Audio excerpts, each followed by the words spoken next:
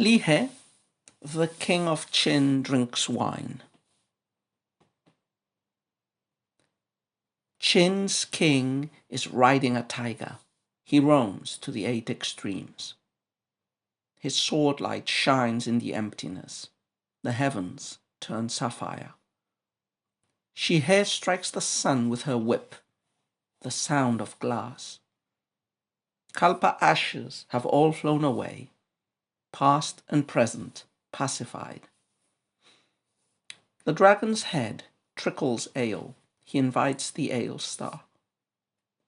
Pipas with golden bridges twang in the night. Raindrops on Lake Dongting come to the blowing reed organs.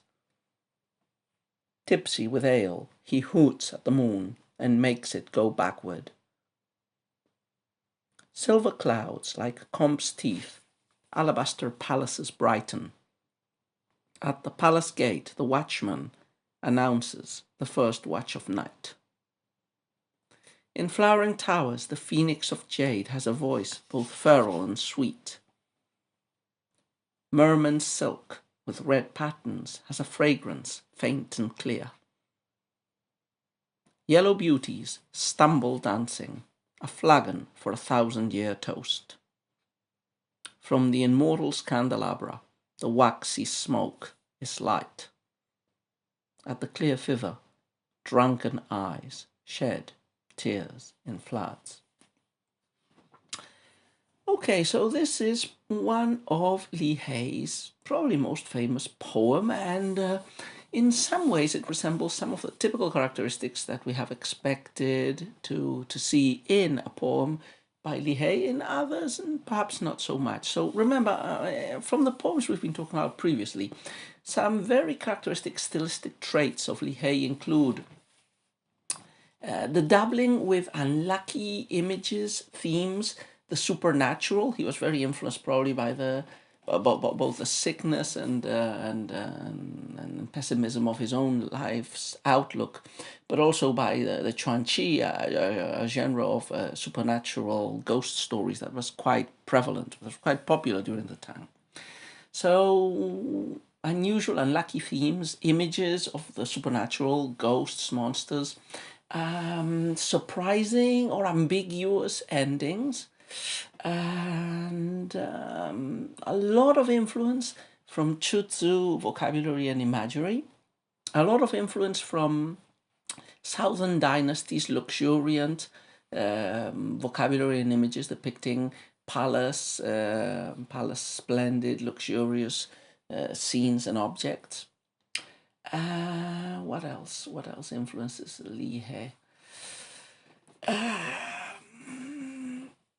I think I've read somewhere that there's this belief among the Chinese that his couplets in his poems are a bit juxtaposed, that they're not seamlessly joined together, so they feel like very fragmentary poems sometimes, where the couplets just get joined in a very arbitrary way, and that would further emphasize the traditional ambiguity of a traditional Chinese poem. So, well, I made a listing of most of the characteristics of Li Hei's poetry.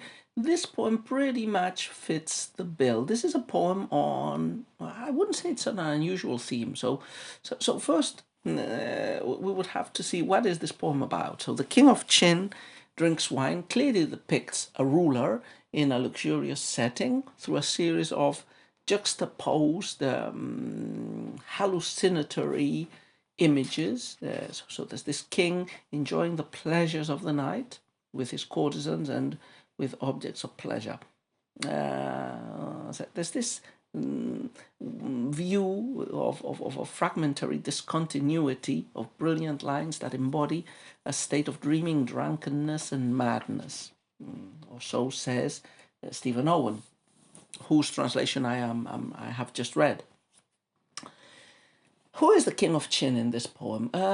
Both Owen and A.C. Graham seem to believe, and I will assume that they are right, that the king of Qin that is being represented is the first emperor. So King Cheng of Qin was the last king of Qin during the Warring States period, and under his rulership, all the Warring States were finally unified, and the empire was born. And in fact, King Cheng is better known as Qin Shi Huangdi, the first emperor of the Qin dynasty.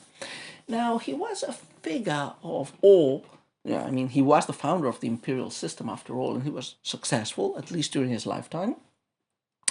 But he was also later universally reviled in a twist that would make the delights of Derrida and the deconstructivist criticism. So all the intellectuals of imperial China who supported the imperial system nevertheless reviled the founder of that system, and one who could arguably be said to represent that system in its purest form. So the first emperor became a byword for Confucian poets of excess, extravagance, violence, stupid and silly dwellings with the supernatural, and attempts at gaining immortality that were futile. So this poem seems to be depicting this king engaging in pleasure and dreaming that his unification and power will last forever, which is a common theme in powerful rulers and tyrants, especially in dynastic founders, who have a tendency to this hybristic belief that just because they were able to achieve a massive success like unifying the empire, there are no limits to what they can achieve. I must say, though, that there is a different interpretation of this poem, that is the one made by J.D. Frodsham in his translation of this poem by Li He.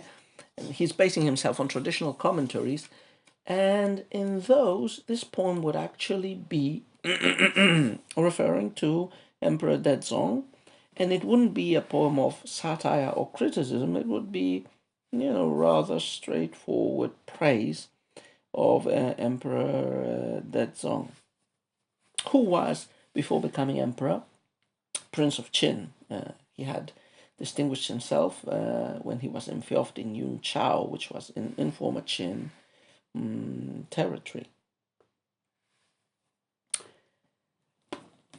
Okay, one interesting thing that Owen says is that this poem is like a follow-up, a sequel, if you wish, or a modification of a poem by Li Bai. So Li Bai has a poem, I don't know, I think it's a quatrain, or maybe not, but anyway, what Owen quotes of it in the late Tang is two couplets. So this is the third old-style poem of Li Bai, which refers to the first emperor. And the lines say, Qin's emperor swept the six directions bare. How manly his tiger's gaze was. His sword brandished, cut drifting clouds, and the lords of the domains all came west. So, pretty straightforward quatrain, if it is a quatrain, praising, with no perceived irony, as far as I can tell, but a straightforward praise of the success and power of the first emperor. And the beginning of Li Hei's poem is very similar. It also includes the Qin emperor. It also includes a reference to a tiger, which in this case, in the case of Li Hei's poem, the emperor is riding. The six gyrations are turned to the 8 points of the compass, the 8 extremes, and the sword also appears as a piece, like cutting the clouds and bringing all the rulers to the west. So yeah, I could see how this poem by Li He has an intertextual relationship with Li Bai's poem. It's very obvious in the first two couplets. Okay, so let's, as we usually do, let's take a look at the poem couplet by couplet or line by line. I'm not sure this poem, how many lines does it have? 1, 2, 3, 4, 5, 6, 7, 8, 9, 10, 11, 12, 13, 14, 15. So it has 15 lines. So I'm not sure this is a poem that has been composed in perfect couplets. Well, there's an odd number. This is an old-style poem, I believe, which doesn't have the same constraints as other poems, and it's heptasyllabic. So each of the lines is pretty long. So we might go line by line, or I might see pairs of lines and comment them. But the topic of the poem, from what we've said before, it would be a depiction, a hallucinatory depiction of the court life of the first emperor, of a knight in the life of the first emperor, his joys, but also his his fantasies. There is a mixing of what is really happening and what the emperor in his drunken stupors might imagine to be happening. So there's a very almost modernistic element of a flow of consciousness intermixed in the poem, where we see, view, and hear what the emperor is hearing, and where we even share his distorted perceptions and fantasies about his power and his rule. Okay, let's start. I will start with the first two lines because I think they form a seamless piece. Qin's king is riding a tiger. He roams to the eight extremes. His sword light shines in the emptiness. The heavens turn sapphire. So the first two lines are very similar to Li Bai's quatrain, which we've just quoted. They are a picture, very visual. And what they do is basically they start the poem by painting a picture of the power and success of the king of Qin, who after all had unified all the warring states and started the empire. The picture's, pretty evocative. You see, Qin's king is riding a tiger. The tiger is appropriate because Qin was the westernmost of the warring states, and in Chinese cosmological and correlative thought, the West is equated with autumn, with metal, with the color white, and with tigers. So it is appropriate that the ruler of the great state in the West, who conquered all the others, should be riding a tiger. He roams the eight extremes, so he conquers everywhere, all the directions. And he used violence for this. He used warfare, not, as some Confucians would prefer, persuasion and charisma. No. He conquered the warring states with fire and sword. His sword light shines in the emptiness. The heavens turn sapphire. So this sword is almost like a thunderbolt shining against the background of the heavens and illuminating it and giving it this sapphire color, as opposed to the pure whiteness and brightness of the sword. And again, so the first line depicts the triumph of the emperor over land by conquering everything. The second line, this thunder sword held in his hand illuminates the heavens. So, cosmic ruler almost. The second two lines are also interesting. In a way, they are amplifying the image of the emperor as successful, but by mythologizing it. They are, the next two lines include, they are in a way a reworking of the first two lines, but from a mythological perspective, and so they might be just an embellishment of the same message in the same line, or they might be the way in which the first emperor is viewing himself through these mythological references. So, Shihe strikes the sun with her whip, the sound of glass. Kalpa ashes have all flown away, past and present pacified. So Shihe is the charioteer of the sun, a little bit like our Helios in Greek mythology. And, the first emperor imagines himself like the charioteer of the sun in a flight of fancy, a literal one, using the whip to get the sun moving.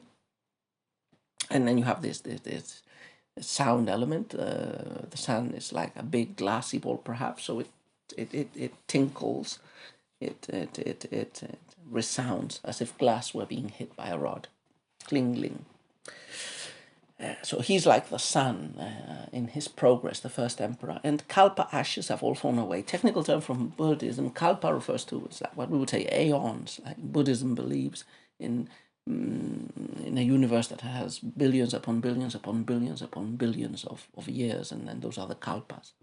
So kalpa ashes have all fallen away. The past has been eradicated. Past and present are pacified. The first emperor sees his rule as a new beginning.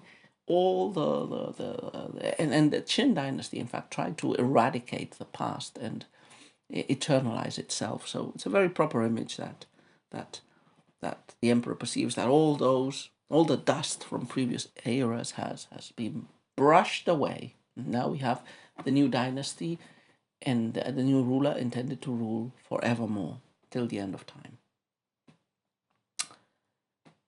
Okay, so now the next lines move us into a palace scene. You could say that these first four lines were like an introduction depicting the king of Qin and his own imaginations about himself. Now, in most of the, actually in all of the remainder of the poem, we get a series of juxtaposed views of a night party which the king is enjoying.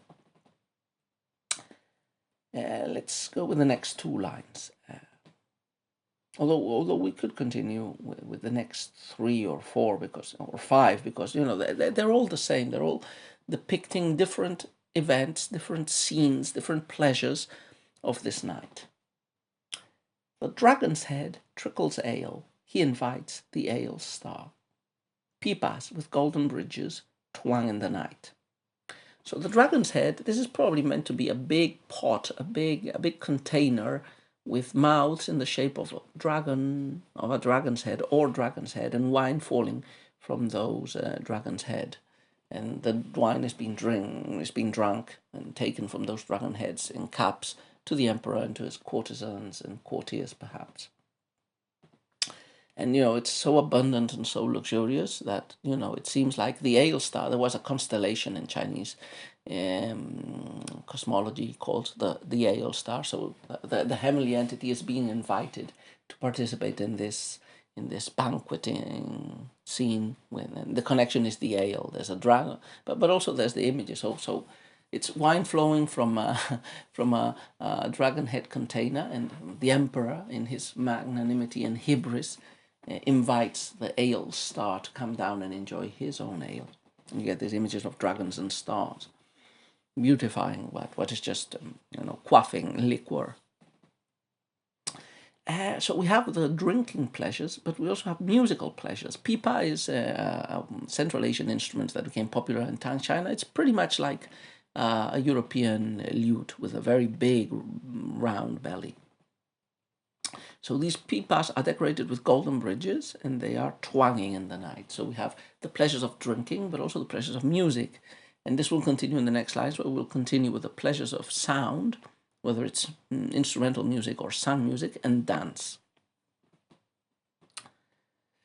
Next line, raindrops on Lake Dongting come to the blowing reed organs. So not only pipas, reed organs are being played. These were like, in spite of the name, they don't look at all like our organs. They are instruments made for blowing, made of reed pipes joined together. But of course they have a sound reminiscent of an organ. And musicians are playing them, and the music they're making sounds like raindrops on Lake Dunting. So this is a very, very packed line, because the references here are many. So music on Lake Dunting, rain music on Lake Dunting evokes the music that the mythical Yellow Emperor had listened to, but it also evokes, maybe if you take the image literally, it evokes the sound of rain falling on Lake Dunting. Now, actually, the original line says something more like feet. I think Owen translates it. Let me see. So the literal meaning of the line is something like feet.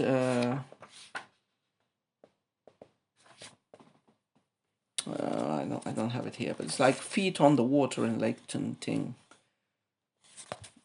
Or here in another translation, the feet of rain on Dunting Lake come blown on the pipes.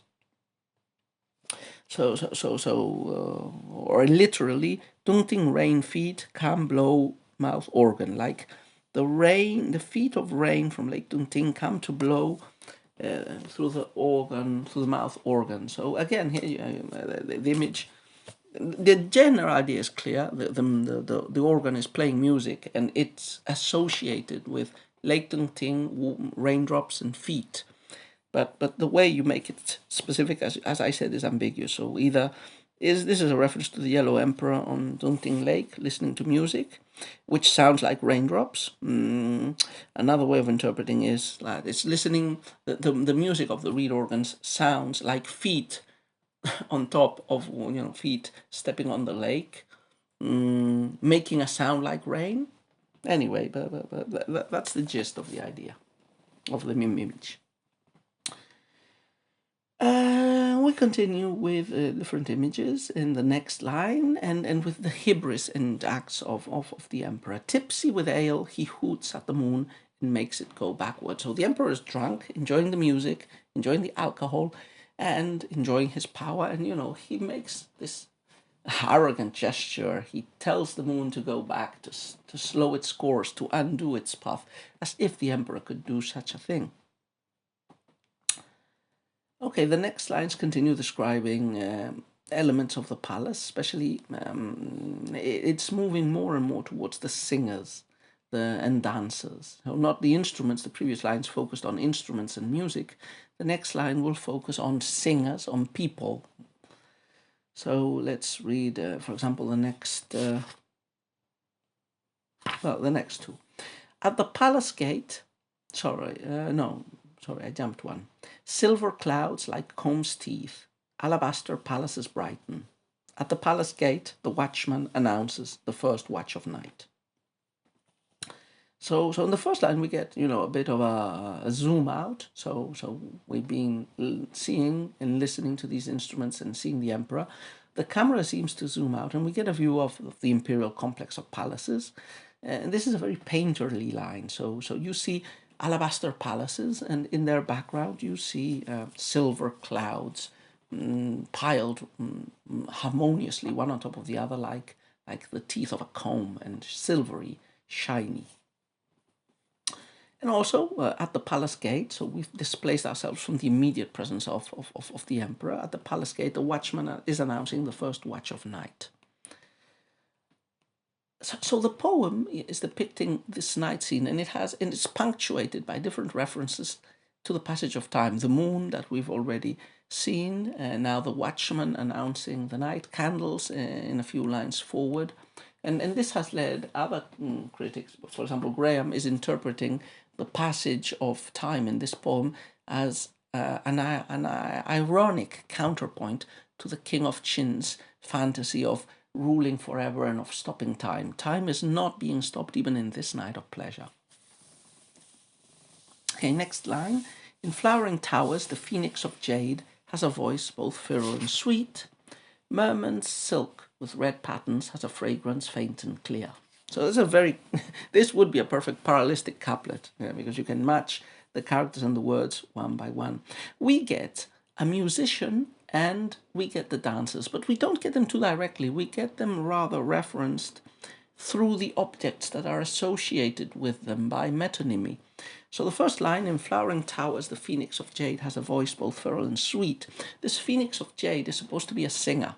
No, not a statue of a phoenix or some other sort of construction. So there's a singer who is singing a beautiful song, and she is in flowering towers, or on some flowering towers. So the tower is the visual element, accompanied with an oral element, the singing of the singer for the pleasure of the emperor.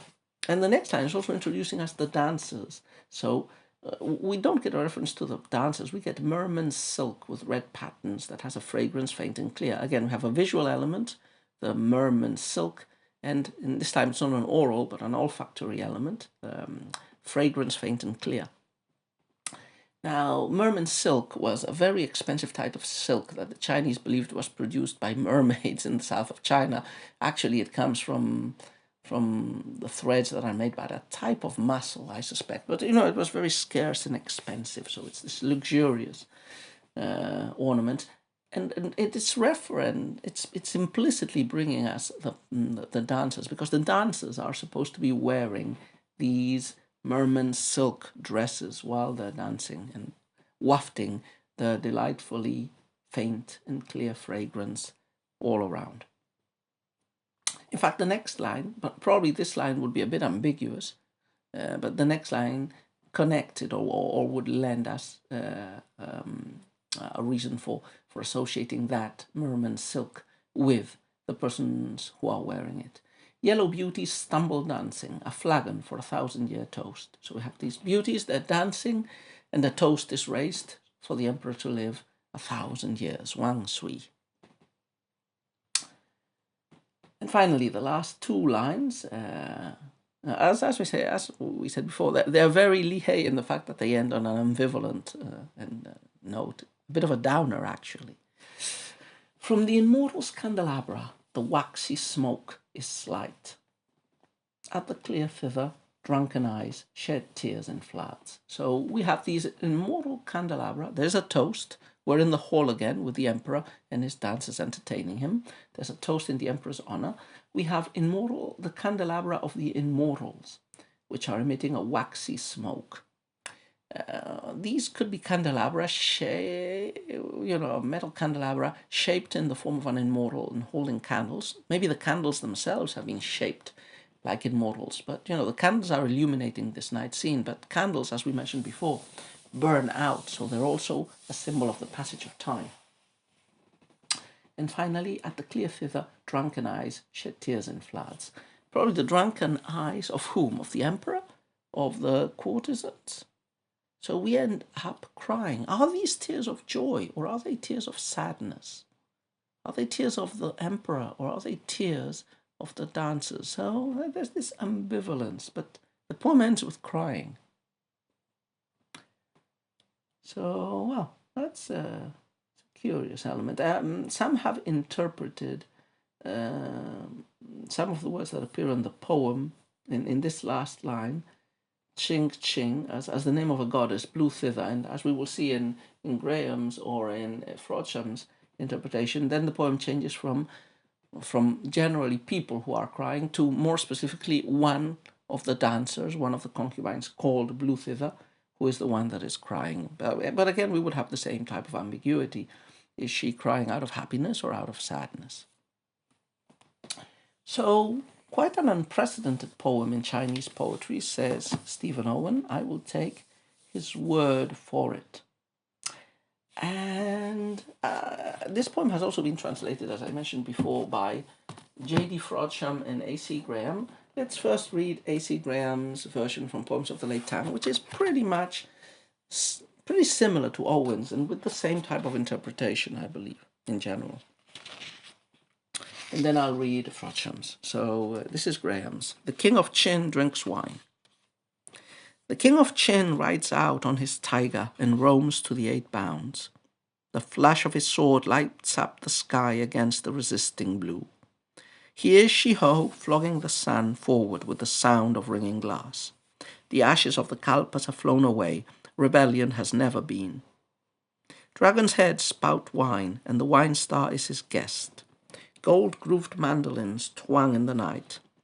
The feet of the rain on Lake Dongting come blown on a gust from the panpipes.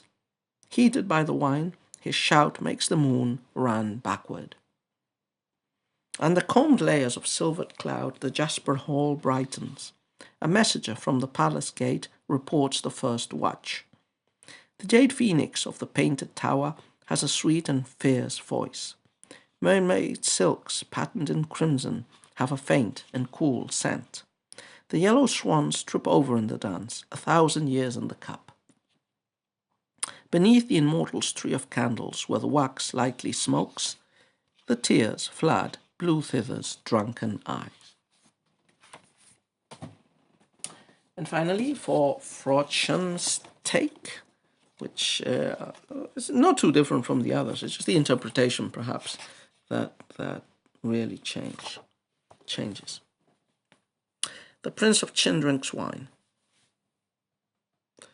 Straddling a tiger, the Prince of Qin roams the 8 poles. His glittering sword flashes through the sky, turning heaven sapphire blue. He is Shi-Ho whipping up the sun that tinkles like glass. The ashes of kalpas all fly away, the world is at peace. From a dragon's head spouts wine enough to call down the wine stars. Golden lutes are singing softly throughout the night. The feet of rain on Dongting Lake come blown on the pipes. Flushed with wine, he commands the moon to run back in her course. Beneath dense drifts of silver clouds, the jasper hall glows. At the palace portals, the gatekeeper cries the first watch of the night. In the ornate tower, a jade phoenix sings, faltering and sweet. From ocean pongee, patterned in crimson, a faint cool scent. The yellow beauties reel in their dance, 1,000 years with each cup. As fairy candlesticks waft on high a light waxy smoke, eyes wrapped with wine, those emerald lutes shed seas of tears.